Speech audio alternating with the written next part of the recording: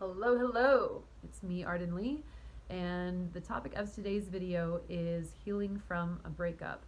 Before I get into that, of course, if you have not yet done so already, I would love to invite you to subscribe to my channel. So go ahead and smash that button and let me know what you think. I want to hear in the comments. Tell me how these videos are hitting for you. You know how they're landing. If they're useful to you, and let me know more topics that you would like to see me cover on the subjects of creating your reality from a place of empowerment, hacking your thoughts and your perceptions in order to create a life that makes you really happy. Let me know anything along those lines that you would love to see me address. I would love to be able to do that for you. So for today, we're going to talk about healing from a breakup. I've been through a number of very devastating breakups myself.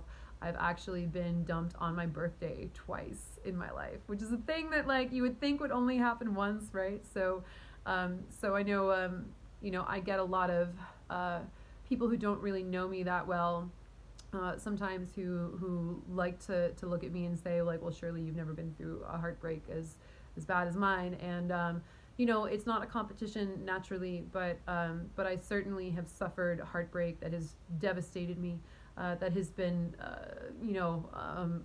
I've had experiences where I've lost people, where the rug was pulled out from under me, where I've experienced abandonment and betrayal and rejection to such an extent that I really felt hopeless. That I felt, I was dealing with suicidal ideations. That I didn't know how I was going to go on in life. And having gotten to a better place around that now, and a better understanding of relationships and my part in making my relationships function, and being at peace with what is, no longer allowing myself to look at an illusion and try to grasp and cling to an illusion, even in the face of reality, which is the reality being that someone is saying, I don't want to be with you anymore. Even when that is done in the cruelest way possible, sometimes, being able to look at that and know that all knowledge really is a gift in the end. Anything that's truth is a gift because it tells us how to move forward, right? So that's not the most pleasant thing to experience, I understand. But here are some things to do if you've had a breakup recently, especially if you're the one who has been broken up with, and especially if it was something that was shocking. That's something that I've dealt with in particular, something that seems very sudden and very unfair. Especially there are people out there who will just break up with you without even letting you know that anything had been wrong, right? And they're just like, no, sorry, I'm done, I'm out, without ever having asked for whatever it was that they felt they were missing, or whatever. Maybe it wasn't something that they could even articulate at the time. Whatever that is, it certainly still affects us. So if that's you, then this video is definitely for you. The first thing, as I said before, is to realize that any truth is a gift because it allows you to know how to proceed forward. So even if it doesn't feel like a gift, to look at it and say, wow, I now know the reality of my situation. I'm no longer living under the veil of illusion. And even if that illusion was beautiful, even if it was something that I want so desperately to cling to, that I want so desperately to be real, I'm going to have a better chance of actually tuning into the thing that I want and creating that thing that I want, that I know that I deserve, rather than trying to force it with this person who doesn't want to give it to me, right? That's so often where we go wrong in our relationships, is we get so attached to a person because we've bonded with them. We've exchanged energetic cords with them. We've exchanged sometimes fluids with them. I'm not going to get into the whole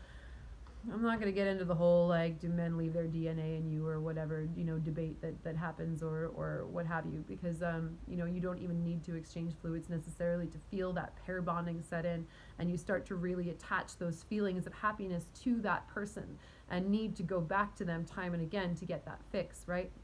But if they're not there for you, if they're not sustaining you, if they're not if it's not real, then ultimately it's not real. It's not something that's going to work. What you want is that compatible fit of someone who is going to be there even without that attachment, even without that clinging to it, right? You want someone who's going to show up and you can just relax. And because it's a compatible match, you don't have to go out of your way to earn that. And I think that's something that's so important to understand after a breakup, is that you're not in any under any obligation to go out of your way to make someone love you. That sounds obvious, but how many times do we reach out and say, well, I'll be better, I'll get them back somehow, or I'll win them over. And I really encourage you that if something is meant to be, then they will come back. If they're just going through something or whatever, then then certainly they may return. But whether you invest in that or not, is not going to make a difference, and it'll be a lot quicker actually if you just start to take care of yourself. So the first thing after a breakup that's really helpful to do is to look at all of the things about that relationship that were not working, right? So often, I know for me anyway, when I would have a breakup like that, I'd be in this scarcity mode, right? I'd be like, oh my God, where else am I going to find someone who is this, who is this, who is this? Where else am I going to find someone who understood me in this way? Where else am I going to find someone who will meet this need that this particular person met? And who knows, maybe they only met like 20% of my real emotional relationship needs, right? But that 20% felt better than zero, right? Which is like being single, although of course, like we'll get to that too, right? But that's how it feels at the time, right? I'm going to do whatever I need to do to get back that 20% because I was hooked on that. And now I have nothing, right? Now I don't have my fix, right? Now I don't have that, that energetic exchange that I was so heavily dependent on. And so it's really helpful to start by looking at what wasn't working, right? Well, one is the person abandoned you, right? One is the person broke up with you. The person didn't feel that they wanted to be in a relationship with you for whatever reason. And rather than feeling shame around that, that has nothing to do with you, and has everything to do with them not being a compatible fit, or not being mature enough to be in a relationship with you, not being in touch enough with their own emotions to move forward. And ultimately, you don't want someone who's like that. You want someone who wants you. You want a relationship that you don't have to continue working for, feeling anxiety around, around earning or what have you. You want to be in a relationship where someone is showing up for you out of their own free will. So essentially, any discrepancy between that relationship that is healthy, that is the thing that you want, that is the thing that you thought that you had when you were, still within your illusion, right? Within that illusion that you were in the denial around, around being real. You want to look at those discrepancies and say, okay, if I really want that in my life, then I need someone who actually does value me, who actually does show up for me, who actually wants to be with me in a way that this person clearly doesn't. This person actually just whether through malice or through carelessness or a combination of both, just hurt me. I don't want to be with someone who's going to hurt me and not care about it. I might be with someone who might hurt me unintentionally, but the minute I say, hey, that kind of hurt, they're like, oh gosh, I'm so sorry. What can I do to make this better, right? Someone's breaking up with you and you're like, oh my God, you're hurting me. And they're like, sorry, see ya, right? So you don't want that. You don't want to be with someone who's going to treat you that way. So the first thing to do is look at that discrepancy of what actually was not working. And then you want to look after that at, okay, well, what do I want to be working and what do I want more of? What did this person provide to me that I think I need more of, in a partner or whatever? And not looking at, the superficial things, like, well, he was tall, or he, had this kind of hair or whatever, but looking at being like, well, I was physically attracted to him, right? And you leave the rest of it open. Like, all I need to know is I need to be physically attracted to someone, to be in a relationship, whatever that ends up looking like. I'm open to maybe being physically attracted to someone that maybe I thought I wouldn't be physically attracted to, but I have to feel it in my heart. I know I don't want to be faking it, right?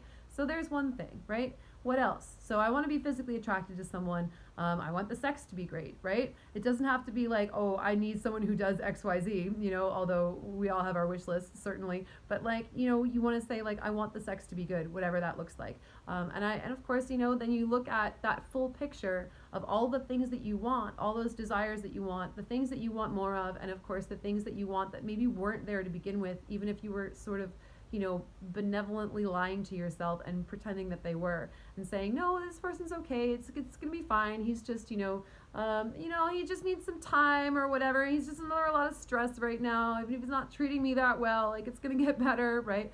All those things that you were making excuses for, you deserve those things too, putting all of that in that column.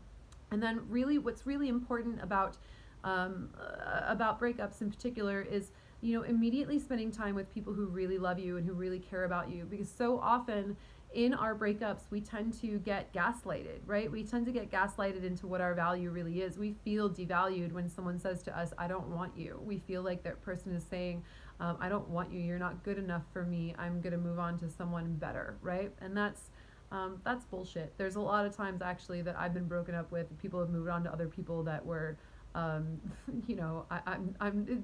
it's not a competition, but I look at that and I'm like, man, if that's what you wanted, then I guess I wasn't for you after all, right? I guess, there are certain people out there who won't be able to handle you. A shaman said to me after one of my particularly difficult breakups, he said to me, Arden, sometimes it's like people experience too much light.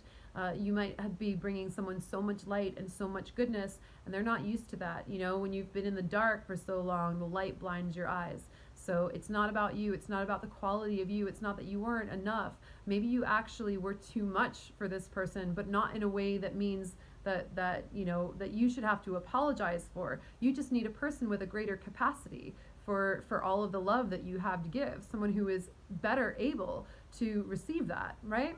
So it really is important to, and for example, that conversation that I had with that shaman was someone who was showing up to support me post breakup. So it's really important that you find that support too, whether that's from your friends, from your family members, from your spiritual teachers, whether it's from a coach, whether it's from someone that is a therapist that you work with professionally, or someone providing spiritual guidance to you, whatever that happens to be.